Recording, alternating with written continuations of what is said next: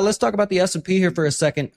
Second day in a row. We're going on almost the third day in a row. We'll see how this goes, where the market as a whole was down, but more stocks were up than down, right? So we call it index and equal weighted. So if you were to take the S&P, right now we know, you know this, right? It's a market cap weighted index.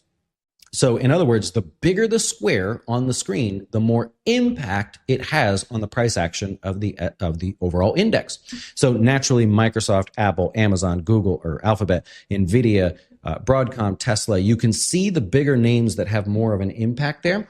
And if they're down, it's really hard for the stock market to be up. But as you look through here, you go, well, hey, a lot of these things are green. This is as of yesterday, right? So we got a lot of industrials, we got a lot of healthcare, we got a lot of financials, energy. Everything is like trying to rally. Doesn't matter because the big names are actually down.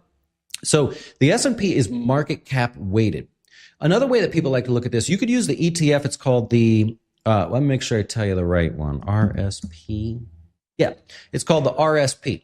So if you're interested, the RSP, what they do is they say, well, let's take all 505 stocks in the S&P and give them the same weighting. So not one can pull more than the other. Well, what we've had is compare that.